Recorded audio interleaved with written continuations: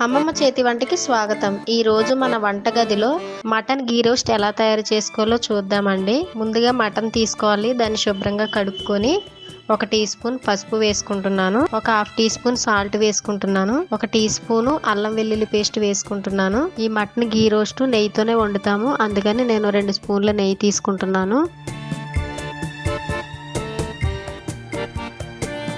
ఈ మొత్తాన్ని వేసుకున్న తర్వాత ఇలాగ కలుపుకోవాలండి. మొత్తం మాంసానికి అంతటికి మసాలా, ఉప్పు, పసుపు పట్టేటట్టుగా మొత్తం ఇలాగ కలుపుకోవాలి.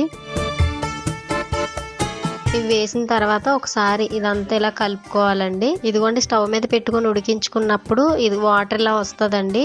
మళ్ళీ వాటర్లో కొద్దిగా వాటర్ వేసుకొని మనం విజిల్స్ వేయించుకోవాలి.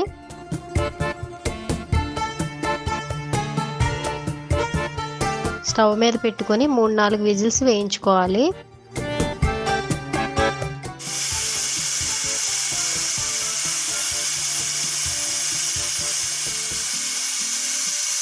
ముందుగా మూగుడు పెట్టుకొని అందులో నెయ్యి వేసుకోవాలండి. వేసుకున్న తర్వాత జీడిపప్పుని వేయించుకోవాలండి. ఇవి గోల్డెన్ షేడ్ వచ్చే వరకు వేయించుకోవాలి. ఇవి వేగిపోయినాయండి. వేరే ప్లేట్లోకి తీసుకుందాము.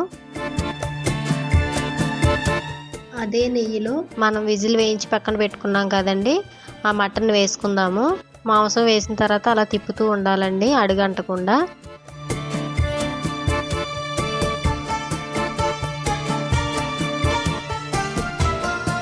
మూత పెట్టి కొద్దిసేపు మగ్గనిచ్చుకుందాము. ఇలా మగ్గిన తర్వాత అందులో 1 టీ స్పూన్ అల్లం వెల్లుల్లి పేస్ట్ వేసుకోవాలి. 1 టీ స్పూన్ గరం మసాలా వేసుకోవాలి. ఈ 2 వేసిన తర్వాత ఇలా తిప్పుతూ ఉండాలండి.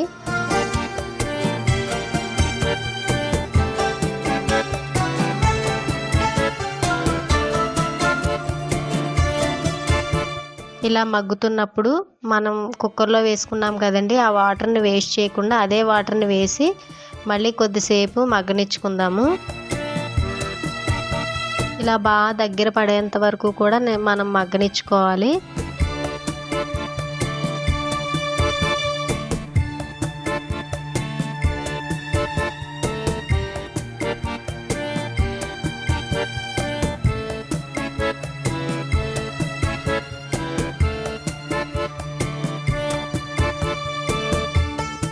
ఇలా మగ్గుతున్నప్పుడే మనం కరివేపాకు వేసుకుందాము. కరివేపాకు ఫ్లేవర్ చాలా బాగుంటుందండి. తర్వాత మనం వేయించుకున్న జీడిపప్పుని, పచ్చిమిర్చిని వేసుకోవాలండి. నేను సన్నగా చీల్చుకున్నాను, వాటిని వేసుకుంటున్నాను.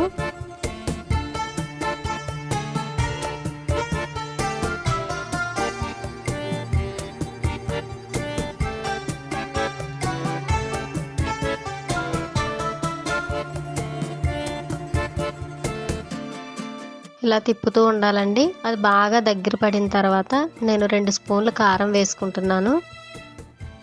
కారం వేసిన తర్వాత అడుగు అంటుతుందండి. అలా అంటకుండా ఉండాలంటే మనం తిప్పుతూనే ఉండాలి.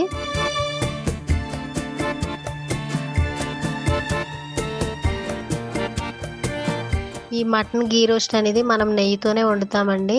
అలా మనం తిప్పుతూ ఉండాలి, నెయ్యి వేస్తూ ఉండాలండి. అప్పుడే దాని టేస్ట్ అనేది బాగుంటుంది.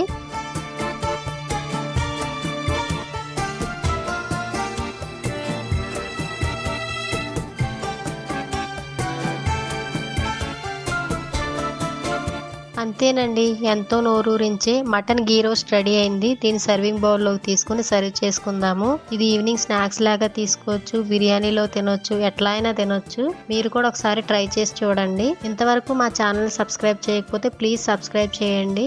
ప్లీజ్ సబ్స్క్రైబ్ అమ్మమ్మ చేతి వంట.